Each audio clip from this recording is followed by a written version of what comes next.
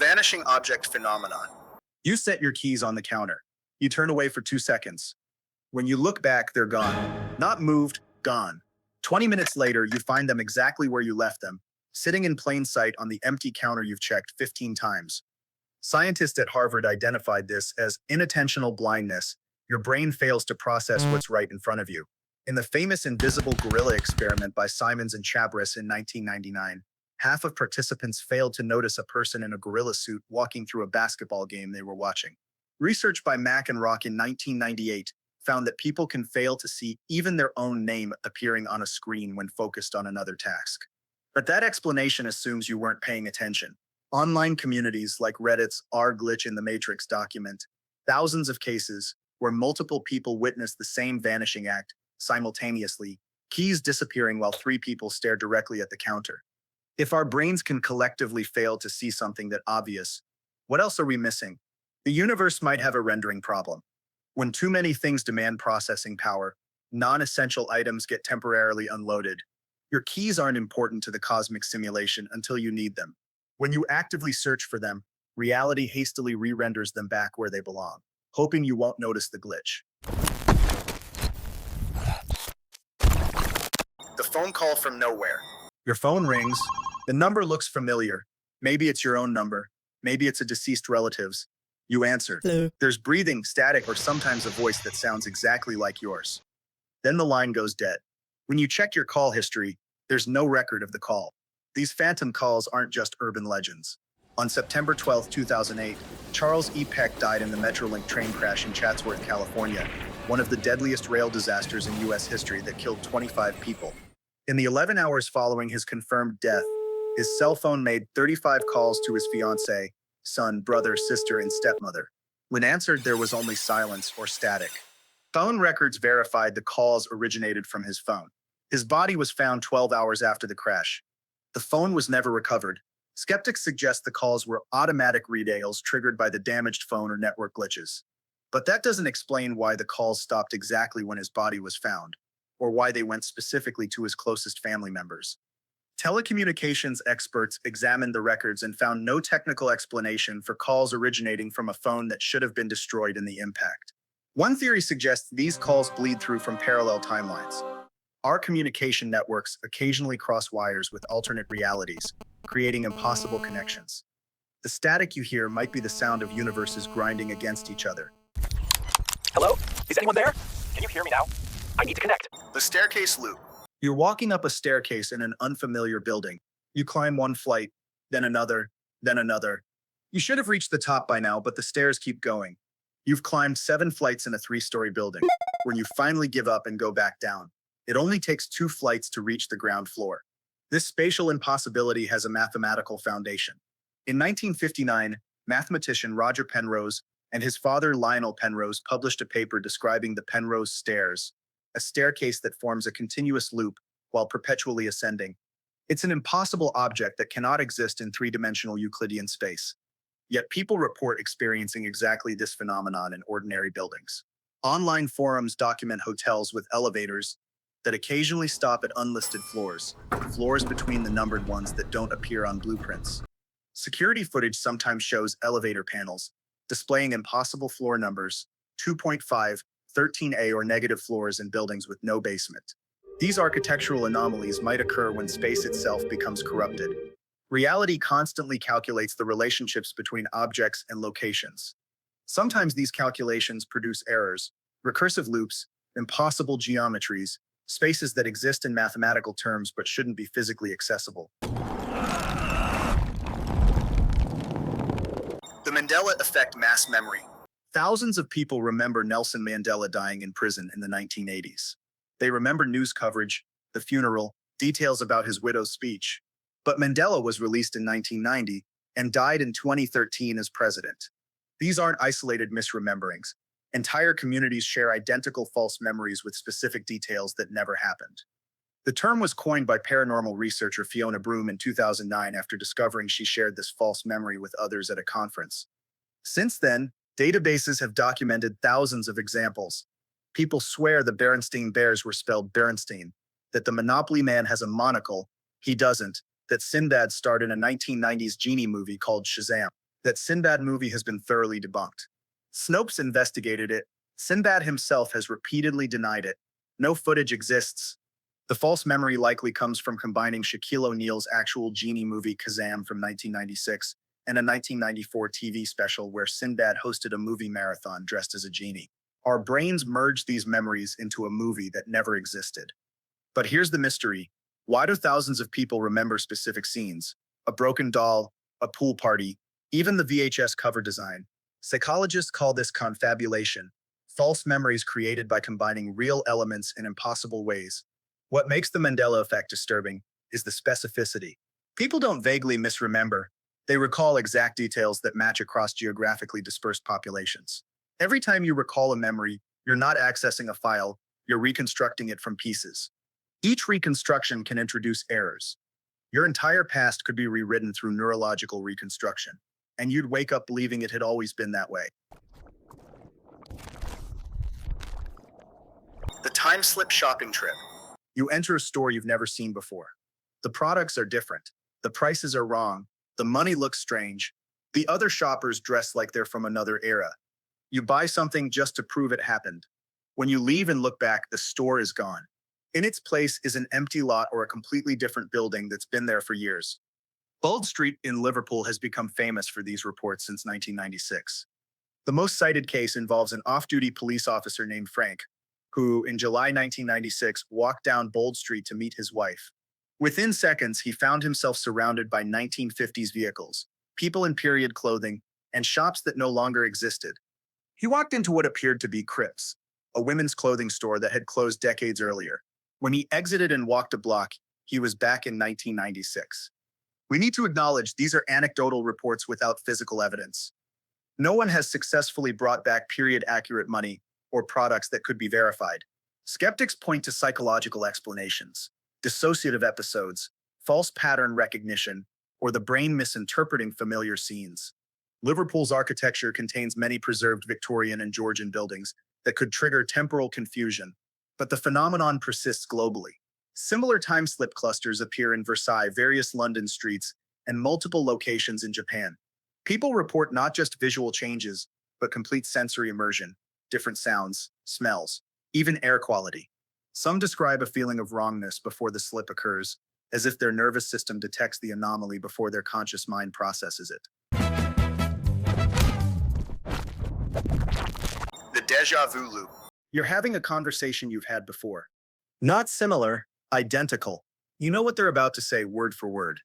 You try to change it, but the words come out exactly as you remember. Then the moment passes, and you can't quite recall what you knew seconds ago.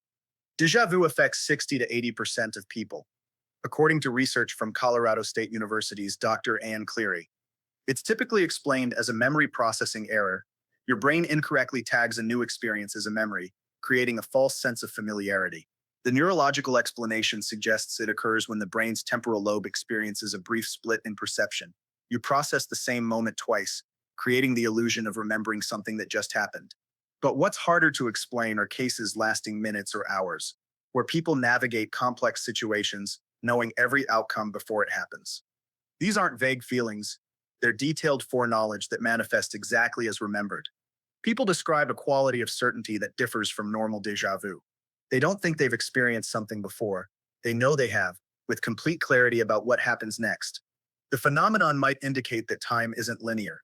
If the universe is a four-dimensional block where all moments exist simultaneously, consciousness might occasionally perceive events out of sequence. That memory of a future conversation isn't memory at all, it's your consciousness briefly accessing information from a point further along your timeline.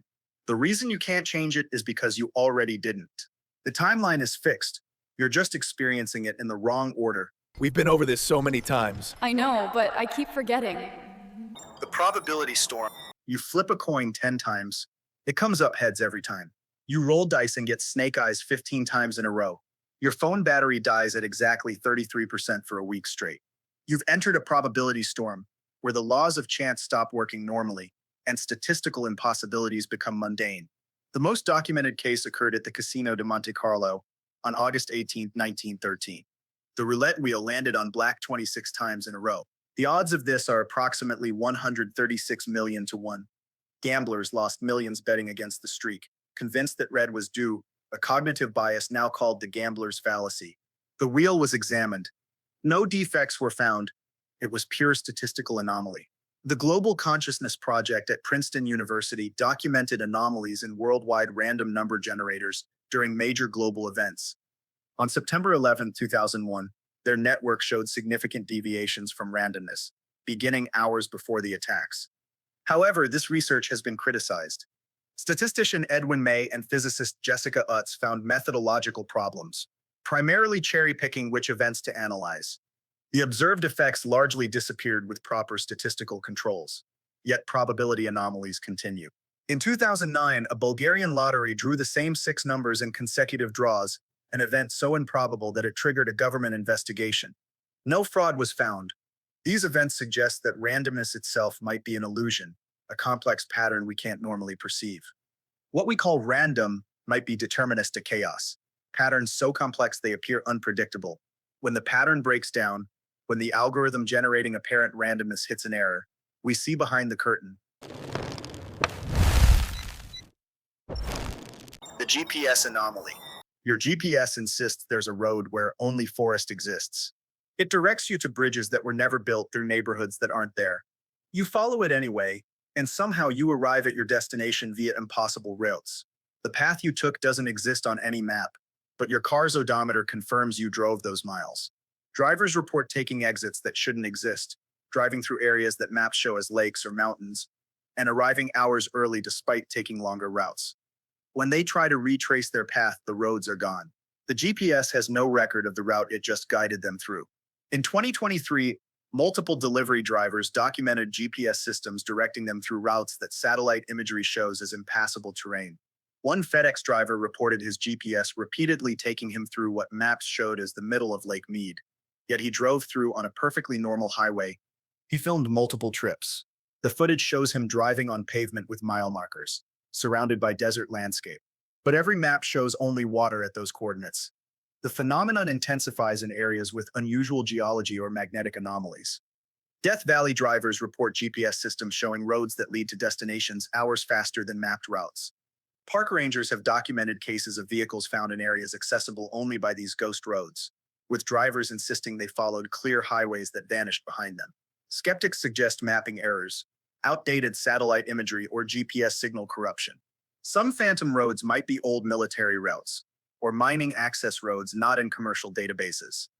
But the footage remains unexplained. Drivers document themselves on maintained highways with lane markings and signage. Infrastructure requiring millions in construction costs. These aren't dirt trails. They're modern highways that exist during the journey but vanish from all records afterward. Reality might contain hidden routes, administrative access paths used for maintenance and debugging. Your GPS occasionally glitches into developer mode, revealing roads that exist outside normal space. Turn left in 200 feet.